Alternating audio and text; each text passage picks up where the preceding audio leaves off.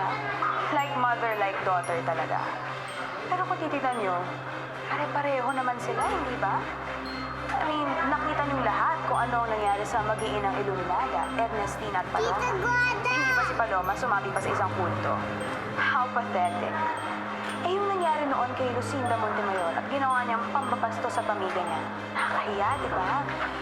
O kaya naman ang nangyaring pagtiwala Nakita mo, ni Rosa Amanda Camila? sa sarili niyang ama. Yung kahihiyan ng pamilya Pinagawa mo, pang nadamay na kami. Di ba wala naman? Pagbayad sa akin ng guwatang yan. The blood. And I just think that the Montemayor women do not make good mothers. Don't you think so? Paano mo nasabi lahat ng yan? Sorry, okay? I don't know what has gotten into me, kaya nasabi ko yung mga yan. It was an ambush interview. Tama naman si Guada Carlito, ah. Labag sa magandang kaugalian ang manira ng isang buong angkan. Bakit, Lola? Tama naman lahat ng sinabi ko, ah. Alam mo, I don't know if you realize this or not. May mga sikreto din tayong itinatago. Paano kung yun ang maisipan nilang bungkalin? Nagsimula ka ng gera, alam mo ba? Ngayon naman, ayaw na sumagot ni Rosa Camila. Why is it that you have to call her? To apologize. Huwag na, Carlito. Sa ating pamilya, alam natin na nagkamali si Guada. Pero mananahimik na lamang tayo. Less talk, less mistake.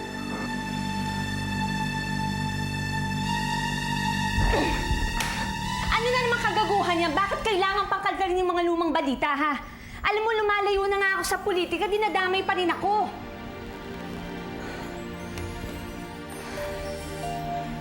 Mahal. Sweetheart, my love. Huwag mo na. Huwag kang ganoon. Hindi po pwedeng hindi ka madawit. Kahit anong gawin mong iwas. Eh, pamilya niyo na yung sinisiraan eh.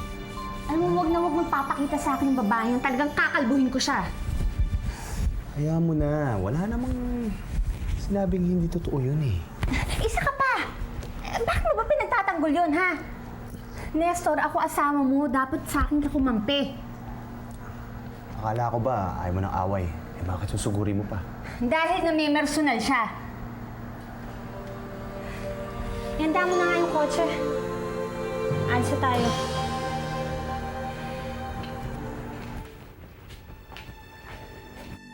Batang yan? Idinamay pati ako. Ididimanda ko yan, ha? Ididimanda ko yan. Ano, libel? Mami, kapag ginawa mo yan, bawas puntos lang yung kay Daddy. Although, tsakon na ngayon tuwan-tuwa na si Locsin sa mga nangyayari. Pero sa tingin ko wag mo nalang patulan yan. Ano? Palalampasin ko yun? Eh kung si Rosa Camila at Alicia hindi ko mapalampas, yan panglabas sa pamilya natin. Mami, yung gagawin yung pelikula ni Daddy, yun ang pinakamagandang solusyon dyan. Si Guada, iwan mo na sa akin.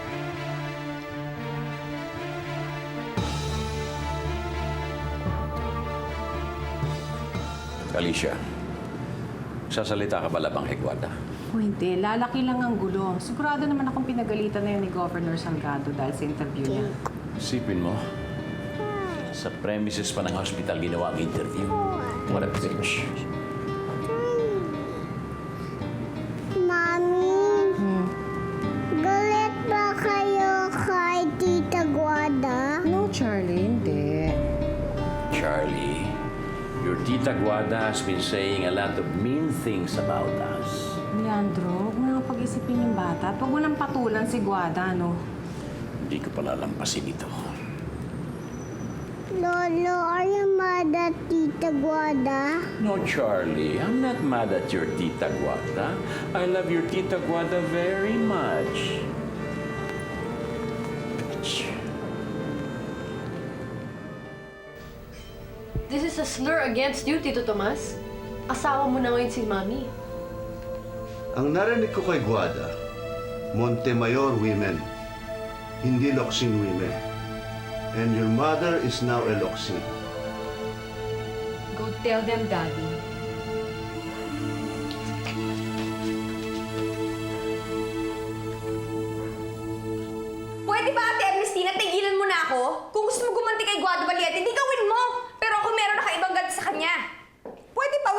sumagot? Sali na naman kayo mag-ina sa eksena eh. Hindi talaga kayo marunong tupad sa usapan.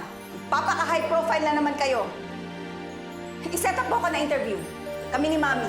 Ako ang sasagot. Okay, fine. Kung gusto mo pa interview, then go. Pero magpapaalam mo na kay Daddy kung pwede. Kami nga ang kinakalaban ng mga Montemayor women. Hindi kasama si Daddy. And for that matter, hindi kasama ang Mami mo. Tita Alicia, alam mo naman parehas tayo ng gusto eh. Pareho tayo ayaw natin pumasok sa politika. Pero iba na to eh. Personal na to eh. Lucinda, pag pinatulan natin si Guada, mapapasok at mapapasok tayo uli. Yun ang ayaw natin. Gusto nating iwasan yun, di ba? Kaya siguro hayaan mo sila na lang ang sumagot. Ako nga ayoko na mapasok din sa usapan na ganyan. Naiinis lang ako pag naririnig ko yung mga pinagsasabi ni Guada. And to think, matino naman ang pagkakakilala ko sa kanya. Kilala mo si Guada? Frequent client namin yun. Makapunta nga doon. Madalas akong kakain doon para maabutan ko yung babaeng. Lucinda, pabayaan mo na nga yan, ano? Si Rosa Camila nga, pinagsabihan ko manahimik na lang. Hindi, tita eh. Kailangan may magbigay ng leksyon sa kanya. Kung di man ako, kahit si Ate Ernestina, pasasalamatan ko siya pag pinatulan si Guada.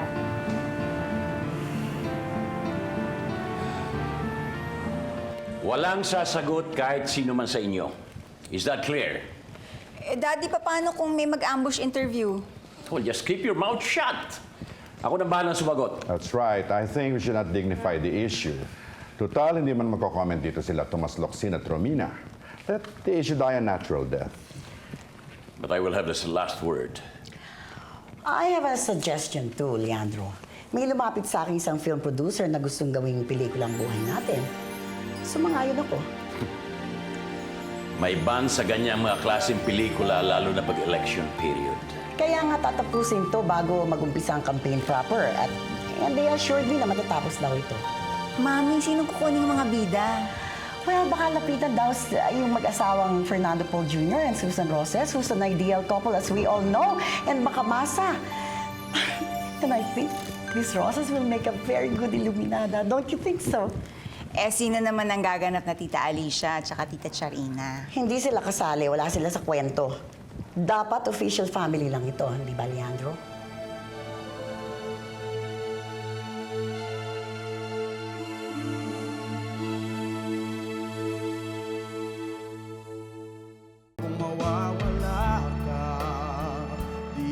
Some sector are saying na part of your smear campaign ito sa kalaban. Well, Guada mentioned my wife, Serena, and my campaign manager, Amanda. Bakit ko naman kakalabanin ng mga kakampi ko? Final words, sir. Do Montemayor women make bad mothers? I don't know. I only have Locsin women in my household. And they are great mothers and daughters. What happened? Daddy, I think I'm being poisoned. Please rush me to the hospital. Huwag niyo ilalabas to, ha? Ako na ang bahala sa inyo. Halika na, bakit di mo sinabi kay Tita Charina mo? I think she's the one poisoning me. Come on, let's go. O yung kotse, ihanda na! Anjario, na who's vindicated?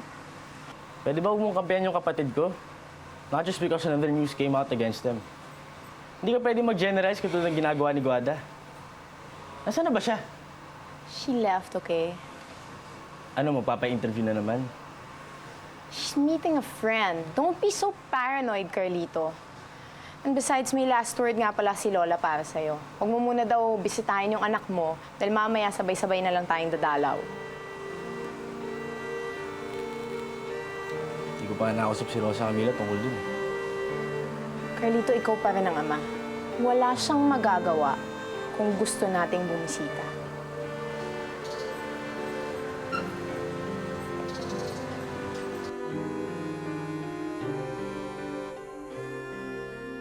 Slip of the tongue lang yung nangyari, Rafael. Believe me.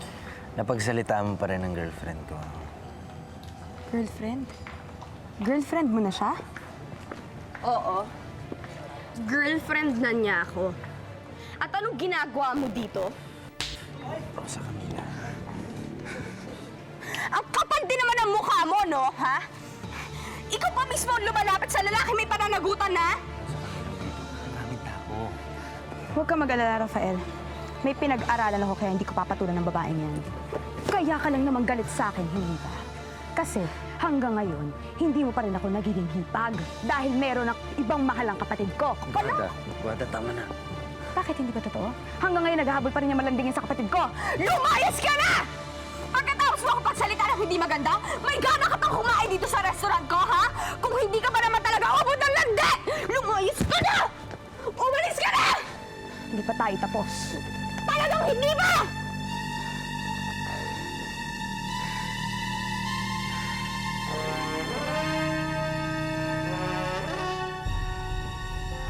I'm sure walang kinalaman si Governor Salgado sa sinabi ng kanyang apo. It was just an immature remark from a silly girl like Guada. Hindi po ba kayo naapektuhan sa sinabi ni Miss Valiente?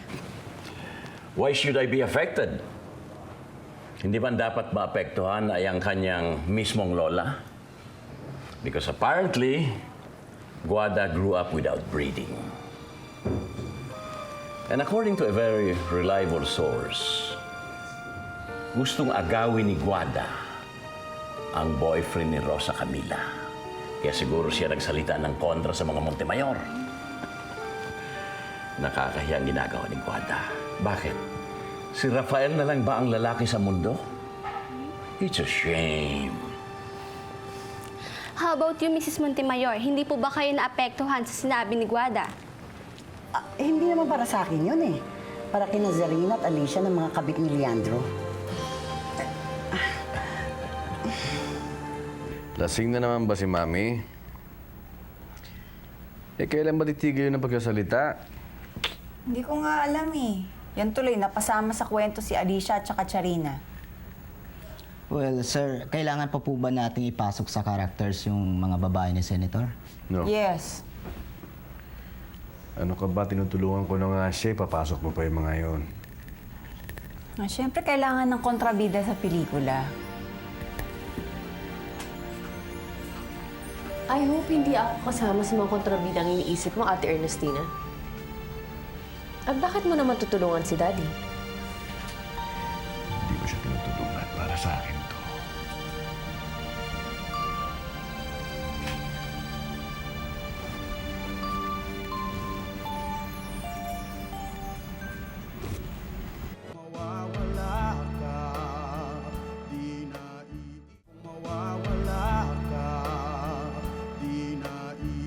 With one statement, sinira ako ni Guada.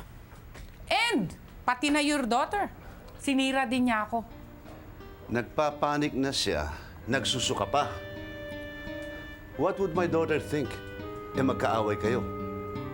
Nagkataon lang na may mga press people dun nung malason siya, kaya naisulat. Well, she has to issue a retraction. No.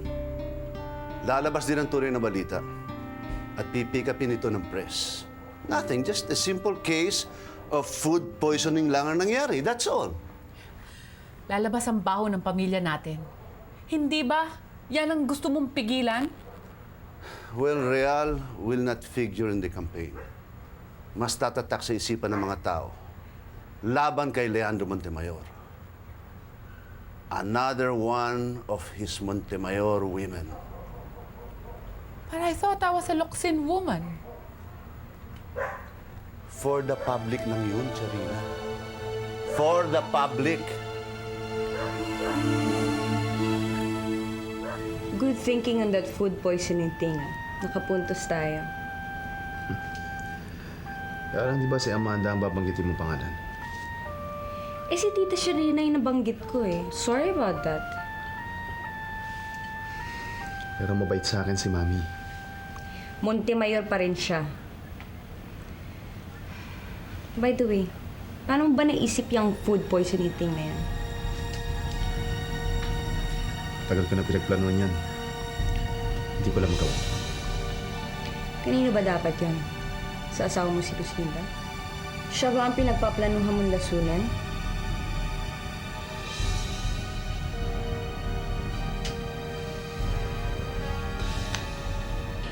Senator, I've advised you not to have Illuminada in your interview. Well, it was Rosa Camila's idea. Dad, I'm sorry, pero pinilit lang talaga ako ng Tita Iluminada at Ate Ernestina na kailangan daw po katabi niya kayo. Rosa Camila, ikaw ang kakampi ko. Don't get intimidated by those two witches. Senator, ayaw lang ho namin ng gulo minsan eh. They have threatened to exterminate our services here with you. Exterminate! That's right. They must be out of their minds. Hindi po pwede kalokohan niya ni Illuminada. Kung gusto niyang manalo ako bilang presidente, kailangan ko kayo. Ngayon pa, Asturias, na takaw na si Illuminadang makapanhik sa Malacanang kaysa sa akin. Dad, thank you very much, but I really have to go. Magbabantay po kay Charlie ngayong gabi eh. Okay, you do that. Thank you, Dad. You take care. Sige po.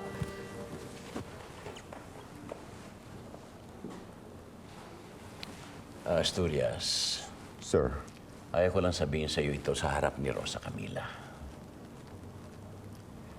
Alisin mo na ang takot mo sa mag-inang bruhang yan. I'll try, Senator. I'll try. At ibalik mo ng trabaho mo kay Emil. Kailangan natin ng malaking pera sa mga susunod na buwan. And I need you more than Emil.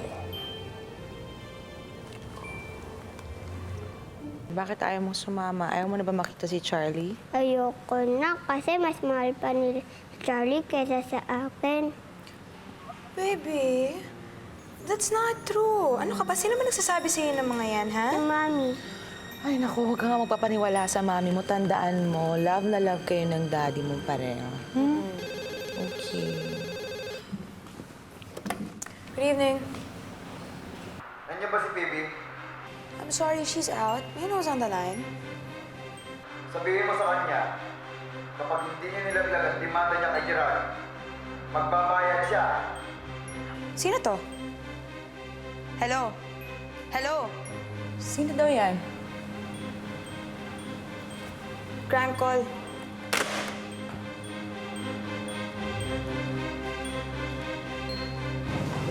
Sir, wala akong munang pwedeng pumasok ngayon. Again? Hindi na ba kayo natuto? Ako ama ng batang yan. Siya ang lola sa tuod. Sino nagsabi niyan? Sino nagutos? Nandiyan ba si Senador Montemayor? Palabasin mo nga at akong kakausap sa kanya. Ako ho, Governor Salgado. Akala ko ba nag-usap na tayo? Pagkatapos niyo kong ipabastos kay Guada, sa tingin niyo, ilalapit ko pa sa inyo ang anak ko. Hindi na, Carlito. Tinanggalan na kita ng visitation rights mo.